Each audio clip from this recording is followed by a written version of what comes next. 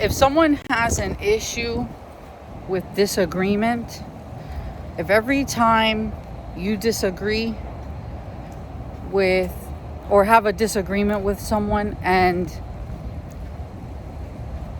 you sense or see clearly through their behavior and their emotions that they take it as a threat and get defensive, or it's the opposite of defensive, they stonewall you as a form of psychological or emotional punishment, etc., then they're not seeing disagreement of ideas. They're seeing a disagreement of identities. Instead of seeing just two separate ideas, two separate perspectives, two unique stances on something, they see it as, you're not like me, so you're a threat. It doesn't even matter what you're disagreeing on. Like, sure, could there be a secondary trigger to what they disagree with of what you're talking about? Sure. But that's their issue, their personal issue, not yours. The disagreement itself, just the fact that there is a disagreement, that you're not just going along with it to be agreeable, that you're actually standing in your own unique perspective and you're being honest about your stance, your perspective, or the way you may see it, and they find that disrespectful or threatening, then it's not so much what you're disagreeing about, it's that they think you're disagreeing with their identity. They haven't yet learned to separate identity from ideas, which makes it impossible to have a real and honest conversation with them, where you still have space to be yourself, in your own unique perspectives, feelings, emotions, experiences, etc. Because anything that you say, do, feel, or experience that is different from how they experienced it, hey bro, they're going to take it as a threat. They're not actually processing, understanding, and taking in your experience as your experience. They're not actually listening to you. They're just listening for the agreeable part so that they can feel themselves somewhere there in there. So they're still focusing on them, not you. They're looking for themselves in what you're saying rather than separating their identity from what you're saying and actually understanding you as the person in front of them as a separate person and your own unique experiences, beliefs, feelings, whatever. AKA, you're not actually being heard. You're not being heard, you're not being understood. It's a waste of time because this person is committed to misunderstanding you, partially because they're too busy with themselves. They're too busy looking for themselves. They're too busy projecting themselves into your words, your life, your feelings, your perspective, etc. Or they don't have the ability to actually be able to understand people, much less have any kind of deep, meaningful connection with anybody, because everything threatens their identity that doesn't happen exactly the way they would either feel it should happen, or anything that contradicts their beliefs, or etc. No meaningful relationship or conversation can be had with this person until this person understands your identity is not ideas and ideas are not your identity. Kind of also saying like, you are not your thoughts, you're the person viewing your thoughts. Metacognition. This person is not, this type of person I'm describing is not capable of metacognition in the current stance that they are in, with taking everything so personal and making it all about them. Something as far out as you telling them an experience that you are having or had, etc., that they've never gone through, that they can't see themselves in, they're still searching for themselves in it. No matter what, you're not being heard. You're actually not being heard. This person is just using everything you're saying almost like as a, unconsciously using you as a map to find themselves. That's it. Like, they're not actually taking in and processing you as a person and trying to understand you. Such people, it's really a waste of time and energy to try to have any kind of meaningful conversation or productive disagreement or constructive criticism with, because they're going to see it all as a threat. They see it all as a threat. The way they see it is, you're coming after my identity. You are attacking me. Why would you do that? And meanwhile, you're on the other end, not even talking about them at all. You're sharing your own experiences. But they're looking for the threat because they attach their identity to everything. So they're not actually listening to you to understand you. They don't even see you. They see what you're saying as potential threat to their identity. Therefore, also, if clarity was staring them in the face, they still would not see it. They would still look for the threat.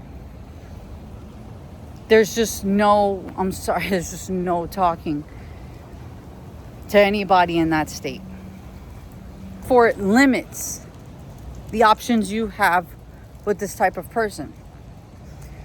What I mean by that is the option of you coming whole as you are, as your own person, your own unique experiences, perspective, feelings, beliefs, etc., are not welcomed at this table because they're not even seeing it in the first place. They're going to see it all as a threat because it's not their identity, it's your life.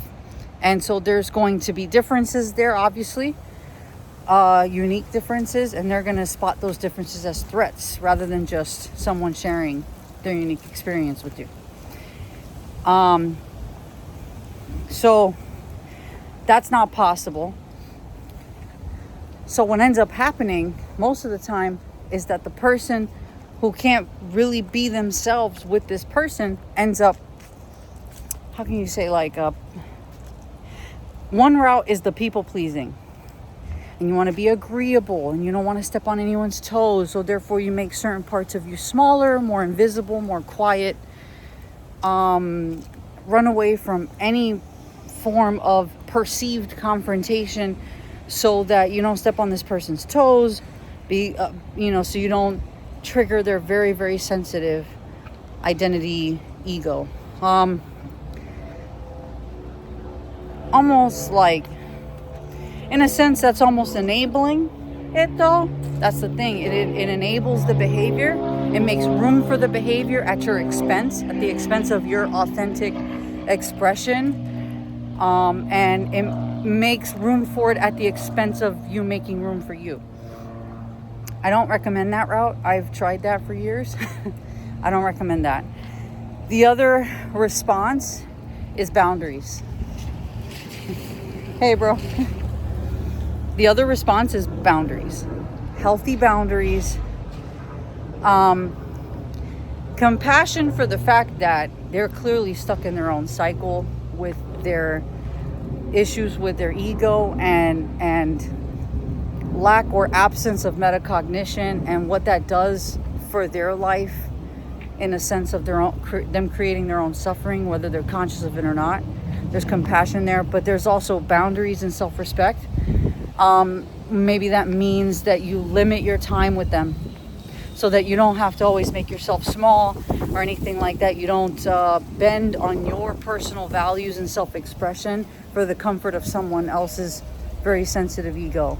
Or in some cases you go no contact. This person really has a sensitive ego to the point where, again, sometimes it really does get exacerbated where the sensitivity is like an open wound. Anything that is different about you at all, and there's going to be differences among all of us because we're all unique.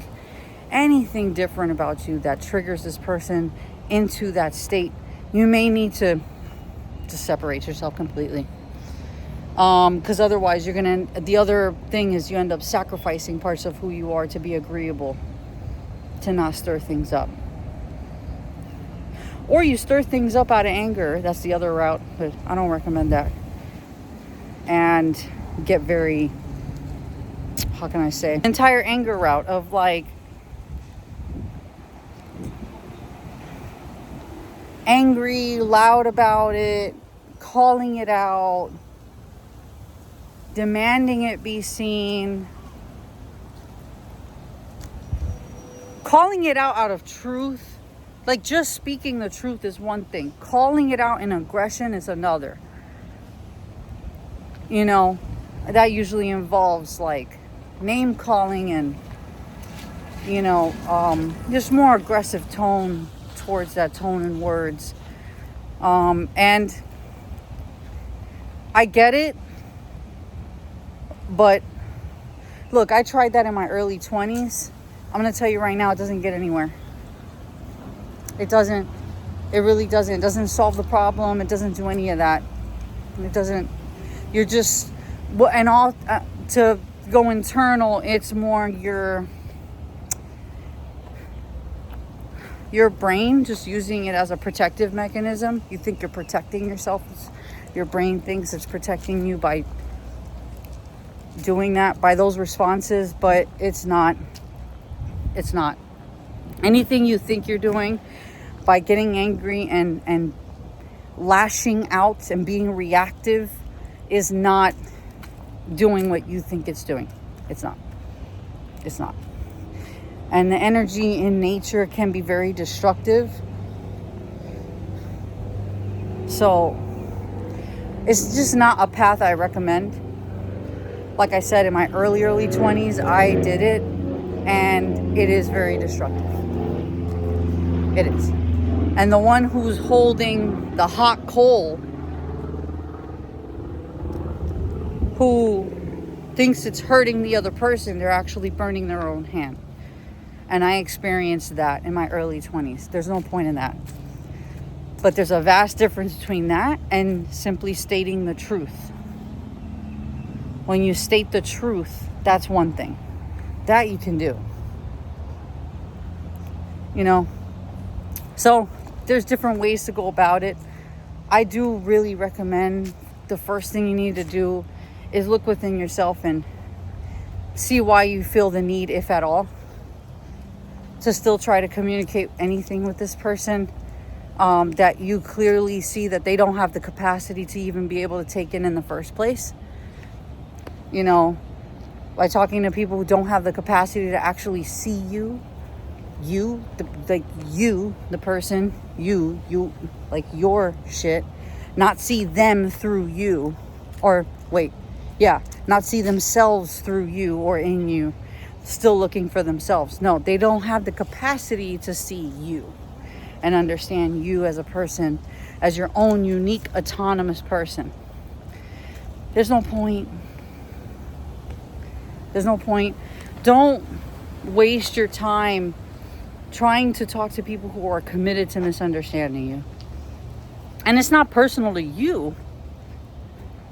Anyone who does that vividly shows a projection of their inner world that they don't have the capacity to even hold the truth of themselves.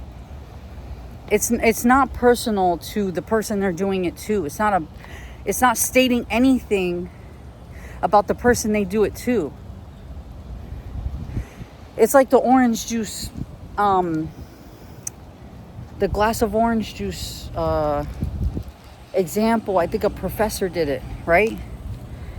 When someone's pouring orange juice out of the glass onto something else, it doesn't say anything about what it's being poured onto. It says a lot about where the pouring is coming from, the source.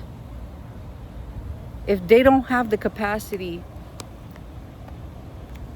for you in a genuine way in their life, it doesn't say anything about you or your worth at all. It doesn't say anything about you at all. It says, like, what I mean by they don't have the capacity for you is everything I already named. They don't even have the capacity to see who you are because they don't have the metacognition where they can separate their identity from ideas.